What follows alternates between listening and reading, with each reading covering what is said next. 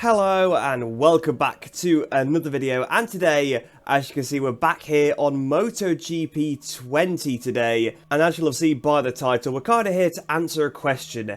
Is MotoGP 20 as good as we remember? Now, most people do seem to agree that MotoGP 20 is probably the last good MotoGP game. It's probably the best modern era MotoGP game, and that's certainly my opinion as well. I really loved MotoGP 20 at the time. You probably remember, if you were a fan of the channel back then, I did so many videos, so many, just because I loved playing the game so much. So I was constantly trying to make as much content on it as I possibly could. But today I want to find out, does it still hold up to that expectation? So without any further ado, let's head straight into the game, get past this start screen, and head into the main menu.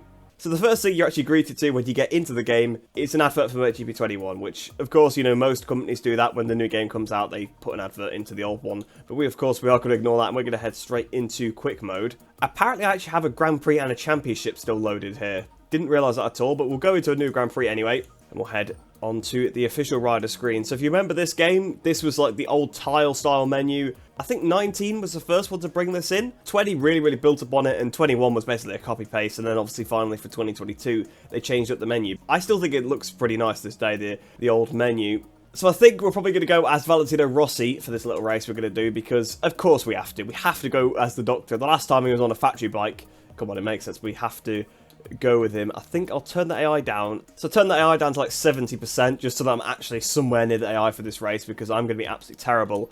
If we look at the track selection, obviously we've got lots of, well, pretty much the same tracks we've got now. So Kimi Ring, this is the first year the Kimi Ring was there. We haven't got Portimao or Mandalika, of course, because Mandalika was new to 2022. But to be honest with you, it was already selected on Assen, so we may as well actually go for Assen and just stick with that one.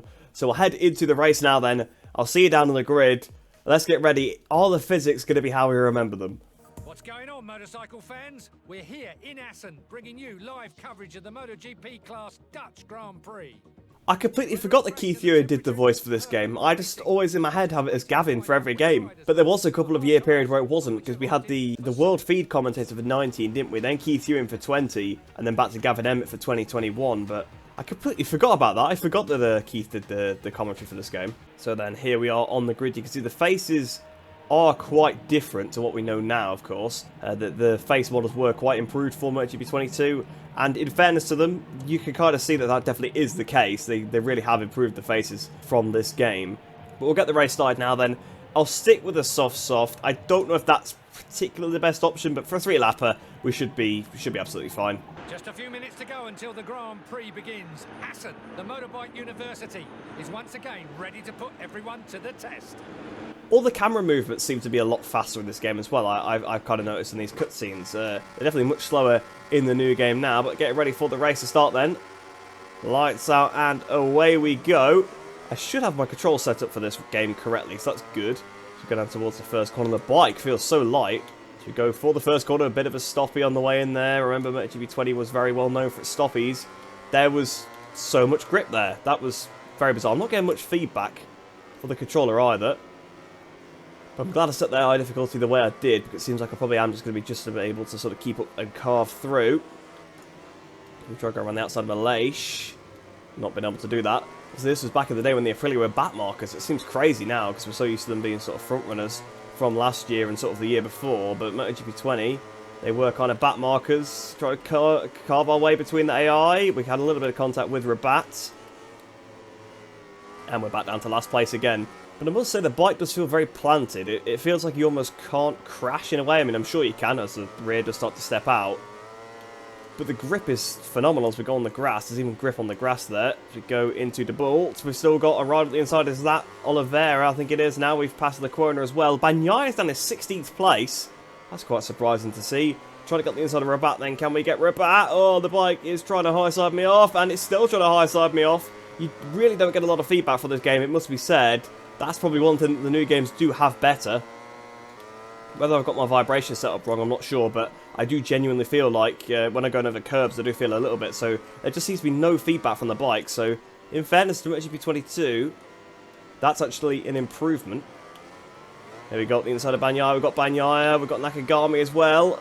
So Marquez still leading the race then for Quartararo in second. Can we get... Well, we've just gone past Binder on the straight there, because we have got the AI on quite a low setting. Around the outside of Alex Marquez as well. I must say though, I'm surprised about how quick they've picked up the game. I'm staying on the track already. I mean, that probably does help because the brakes are way more powerful than what we have now, so I'm going to obviously underestimate the corners, but usually when you jump to a new bike game, it's pretty difficult to stay on the track immediately. In MotoGP 20, it does seem pretty easy to do. Oh, we've hit the back of Cal Crutchlow. That was a little bit dodgy there. So there we are then, trying to set up Cal on the curb. We've hit Cal there. So yeah, Rossi sticks his hand up to say sorry. Fair enough. Do need to get a bit of a move on here though, because we're only up to 12th place. We've only got a lap to go. So past Paulus Magro, massive stoppy into the bolts. We have managed to just keep that one under control. Up the inside of Miller as well now, so it seems to be this section of the track where we have got the advantage up the inside of the Mandavine. Oh, the bike is trying to throw us off. Really is. So then we're getting ready to start the final lap of the race, and we've gone down. We have had a crash. Oh, and that's when we saw the crash graphic, but actually used to come up on the right side telling you who'd fell off. Well, I think that's pretty much ruined our race, so we're going to use a rewind just to undo that crash. But yeah, I had absolutely no warning of that. I kind of felt like I might lose the front, so I kind of deliberately left the brake on just to see, you know, how much I could push it. But I must say, there's no feedback whatsoever from this game, really. Like, there's no sort of vibration when you're losing the front, when you're losing the rear or anything, which is quite poor. We picked up a penalty, so we cut the corner a little bit there. So we're about to start this last lap, then we've got Viñales just ahead of us, flying past Viñales. We get this out of Dovizioso as well. What a dive on Mondovi we've done there. Oh, we've had contact with him. How have we stayed on? How have we stayed on the bike there? That's unbelievable. So then we might be able to get in the top 5. We can get past Zarco. I was about to say into Strubben, but well, that's going to happen. Then there's Petrucci ahead of him. Surprised that Petrucci's outdoing Dovi, to be honest, but there you go. Side by side with Zarco. We should have got him. We should get him into the Veen Slang, which is coming up next. Then we've got Petrucci, then there's Rins ahead of him, then I think it's Morbidelli, then it's Mir, then it's Quartararo and Marquez out front. So we should be able to possibly get a top 5 here, past Petrucci and Rins, which wouldn't be too bad. Probably does say that the AI does need turning up a bit for me though. Up the inside of Petrucci, up the inside of Rins as well. Oh, that would have been close. Fortunately, we didn't run into the side of Rins. To be fair, that's just because the grip is so good. You can actually stop the bike when you're doing that, whereas in the current games, you just lose one end or the other, and you just absolutely go into the side of the other guy. So it looks like we probably are going to finish 5th here, because I'm trying to catch Morbidelli, but it's not going to be close enough, I think, down towards the last chicane. Oh, we're closing on him. We're at the inside of Morbidelli, bit of contact with Morbidelli. And yeah, Morbidelli has beat us there, fair enough. So also up towards the line, then we're probably just going to finish 5th place there, even with the penalty.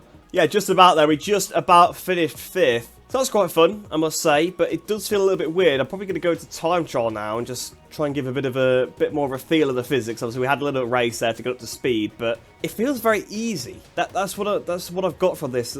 There seems to be the bike isn't sliding out from underneath you. You know, I mean, I've got full traction control on. Don't get me wrong. Maybe I'll have to play about with that in a couple of laps, but the bike doesn't seem to be sliding. The front doesn't seem to be going. There's no feedback at all. It just seems more basic, if that makes any sense, which is not how I remember it at all. So we'll head into time trial now, see what I can maybe mess about with that, and I'll try and describe the physics a bit more, but that's certainly not how I remember it.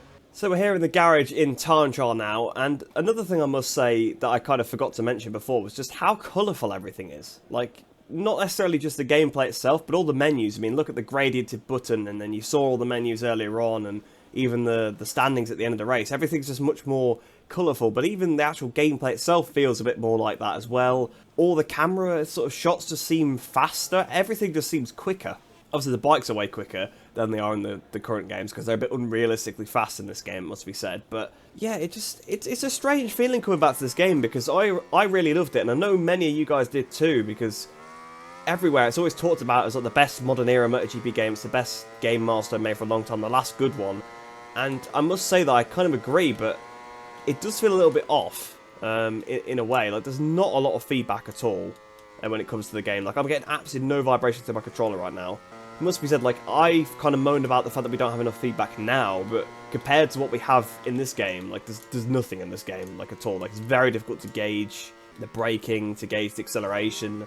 I'll try to turn the traction control down a little bit as well, just to see how the bike reacts, but it seems to very weirdly step out. There's just not a lot of feedback. The bike doesn't really gradually do much. Like, it doesn't seem to slide out a lot, or, you know, the front end doesn't seem to gradually go. It just seems to go. Like, you get a bit of a warning in the new game, and you can maybe pick up, whereas I feel like you wouldn't have had that opportunity. And I remember people saying that at the time, and I never really, you know, saw it myself, if I'm being honest.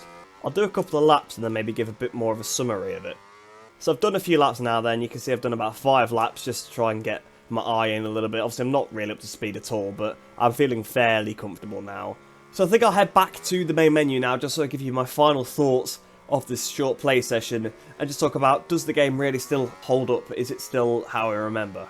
So overall, the bike is just pretty planted. Like, there's a lot of grip constantly. It does feel a bit easier, I must say. Like, this is definitely an easier game. Like, if you're looking for a game, you're struggling with MotoGP 22 or 21, I'd definitely pick up this game. And I'm not saying that that's necessarily a bad thing. I think it maybe is a little bit too on the easy side. I think you do need a little bit more sort of traction losses, maybe a bit more having to try and make sure you don't over brake. But the front does fold if you brake too much. Kind of without warning, though. It would be nice to have a bit more warning. Just a bit more feedback overall. That's what I was saying in Assen, and I stand by it. There's just not enough vibration and sort of feedback to go with it. But on the other hand, the game is more enjoyable because you're not constantly fighting the bike, whereas in MotoGP 21 and Superbike 22, I grouped them together because physically they are very similar in terms of the way the physics handle. Obviously, Superbike 22 was built on MotoGP 21, so that's why. In those two games, you're just stopping the rear end stepping out, so every time you brake, the rear just slides out. You cannot turn into the corner properly, there's just no grip. You end up going straight on, or the rear just comes out so much that you fall off. On MotoGP 22, it's kind of the opposite effect. There's so much grip on the rear and not enough on the front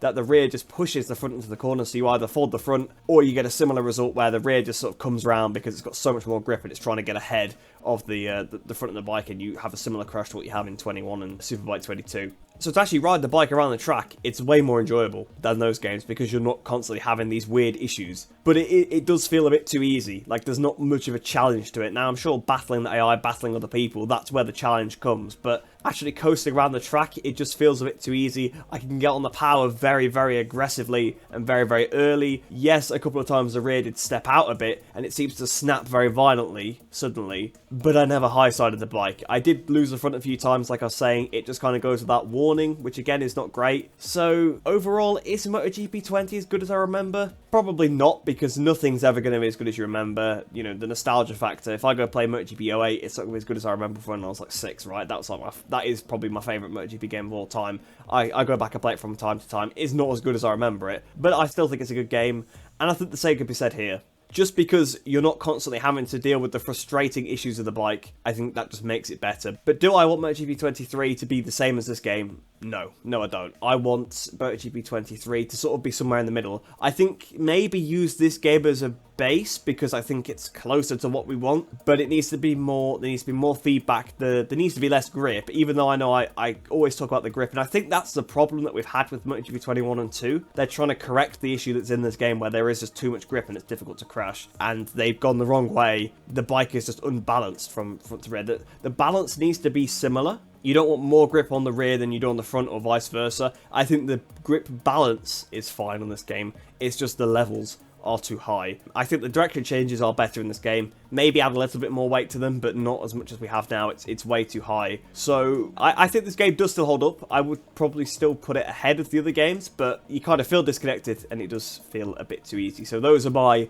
thoughts of MotoGP 20. But do let me know, guys, what you think about MotoGP 20. If you've still got the game from those years ago, go and give it a try. You know, give it a comparison. Let me know what you guys think in the comments below, because I'm always interested to know that. These are my opinions, of course. Everyone's opinions are different. Let me know, guys, what you think in the comments below. But I hope you guys have enjoyed this video. Hope you enjoyed the rest of your day. Hope you'll stay safe, and I shall see you in the next one.